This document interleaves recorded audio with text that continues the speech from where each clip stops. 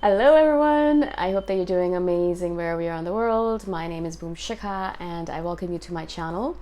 As always, I'm really grateful that you're listening, subscribing and commenting. I really appreciate your support. And in this one, I want to speak to you about time over and underestimation, and also dollar cost underestimation and overestimation. This is something that I've kind of been going through a lot recently. And also I've been told by other people that I'm doing this, and that's one of the reasons why I've done this video, is because I want to make sure that I talk about it in case you're experiencing this as well. I think depending on how tired we are, or how well rested, or how well fed, well watered, just like plants, we have our ADHD symptoms kind of get more enhanced, or kind of go down a bit. So the more rested I am, the more alert I am, the better I can make decisions, the less impulsive I am. But when I start getting tired, when I'm not eating properly, when I'm just like exhausted because I've been pushing myself too much, whatever the reason might be, I am not functioning optimally. I notice that my ADHD symptoms kind of pop up even more. I kind of start making more mistakes. I start doing things that I'm like, I haven't done this in a while, but why am I doing it this way? And of course, one of the things I end up doing a lot, especially when I am traveling, because when you're traveling, you're in a new place, you don't actually know exactly how things run. When you're in your normal routine, everyday routine, you know like how much time it takes to go from one place to another, because you take it every day probably. You go to work every day, it takes half an hour to walk there or whatever it might be. But when you're in a new place, you don't know. You're going to rely on Google Maps, or you're going to rely on other people's direction. And what happens with me is that because I have because of ADHD, because of the symptoms, because of the tendencies I have, I should say, I notice that I always end up overestimating or underestimating time and money.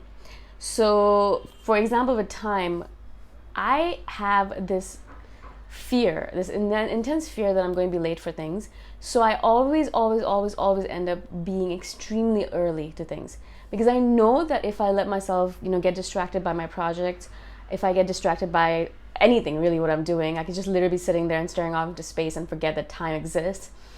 And I noticed that, I used to be very late to things, and people would be waiting for me, and I did not like making people wait. And that happened only a few times when I was younger. And I realized that it's my fault. I have to be the one who has to be on top of things, because no one else is going to do it for me. Even as a child, I knew that I had to do it all myself, because there's no adult really constantly telling you what to do and where to go. Or at least I didn't have that. Anyways, so I had to figure it out. And so I was like, all right, how am I going to do this? And so what solution I found was that I ended up being early to things. Now, the problem with this is that because I'm not good at estimating time, I always end up being extremely early to things. I'll give you an example. I always try to take a taxi if possible, take a taxi to the airport when I am traveling. It's nice if they have the buses or the trains, the express trains from the city to the airport, and if possible, I'll take that. But in a lot of cases, there aren't, and so I'm taking a taxi.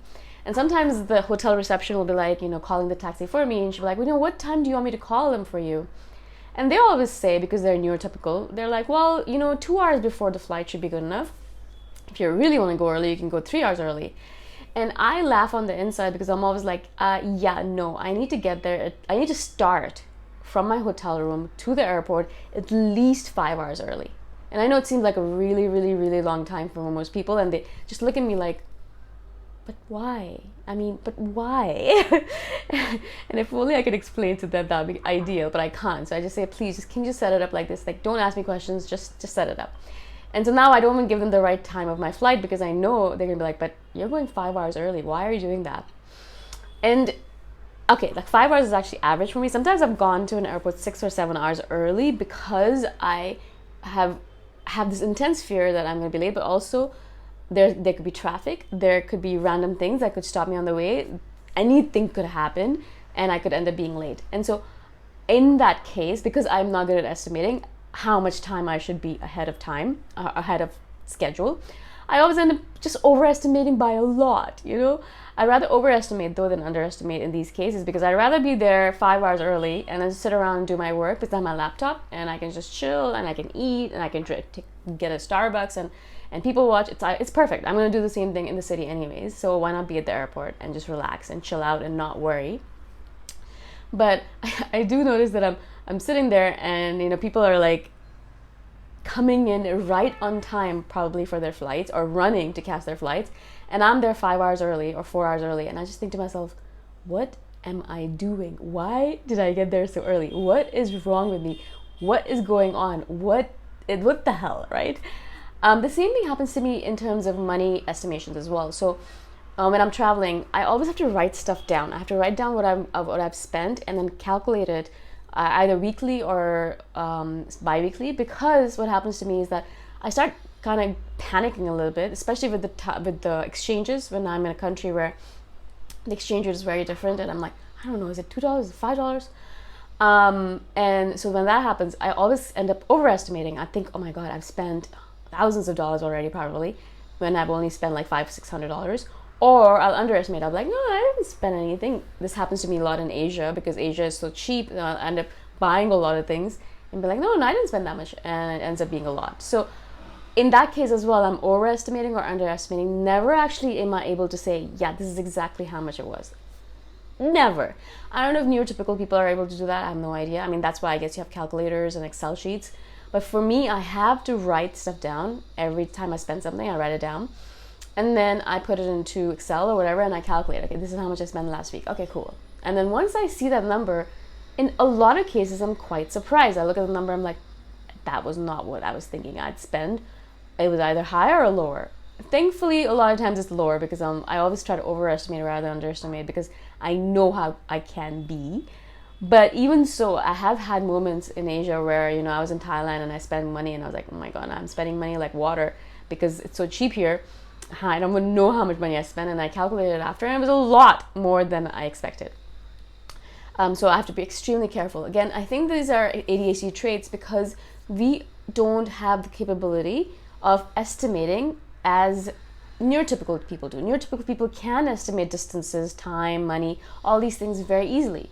For me, I always underestimate distances. I'm like, yeah, no, it's only a 15-minute walk. And then half an hour later, my sister's like, you said it was a 15-minute walk. We're still walking. What's going on? And so I have to always either rely on Google Maps for that to give estimation. So I'm like, I don't know. I have no idea. Or write stuff down and add it up so I know exactly how much I spend. Or again, like with time, I have to either rely on other people. You say, how much time is it going to take? I don't know. I can't estimate. Or Google, right? So thank God for Google for ADHD people, because seriously, I don't know what we would do without it. We'd be lost in a desert somewhere, like broke, and completely unable to figure out what the hell we're doing or where we are, like really. Thankfully, I'm good at reading maps, so I am not that bad at it. I know other people who have ADHD who talk about the fact that they're not good at reading maps, but for some reason, that capability I do have. I can read a map, I can get to a place, I don't always get lost. If I have a map with me, I will absolutely get to the spot, no problem. But if I don't have a map, and if I don't have Google Maps, I don't know how I actually lived before them. I really have no idea how I got places before that. I really don't know. And so I wanted to share this with you. I don't know if you have this thing that you do as well. Do you overestimate, underestimate? I don't know if it's an INFJ thing or an ADHD thing. I know definitely it's an ADHD thing, but I don't know if a lot of INFJs have this quality as well. Because I notice a lot of overlap between INFJs and ADHD tendencies, and I don't know what that is about really, if we're misdiagnosed or what is going on there. But either way, I do know that overestimation, underestimation is a definite thing for ADHD people. And so we have to, as I said, make rules, make systems, figure out some way so that we don't fall into the trap of always being late and, always disturbing people because we're like, yeah, we're half an hour late, we're an hour late. Or, spending too much money and then ending up in debt because of it, or not knowing how far we're going to walk and ending up walking an hour when we should have actually rested because we overworked ourselves. That happens to me a lot. I should have actually taken the cab, or I should have taken the bus because it was a further away distance than I thought. But because I'm like, no, it's only 15 minutes. An hour later, I'm there. I'm like, oh my god, I'm so tired. I should have taken a bus. And it's not like I do this once a day. I do this like sometimes thrice a day, and I'm like, oh, I really need to go home and rest. And so I want to share this with you again. Let me know in the comments below if you do this as well, and how you do it, and how you take care of it, how you ensure that you don't end up tired, exhausted, and broke because of this tendency. I'd love to hear your fail-safe mechanisms or the systems that you've put in place, because I'm always curious. And I'm always looking for new systems for myself as well. So again, thank you so much for listening, for watching. I really appreciate all your support, and I shall see you in the next one. Bye for now.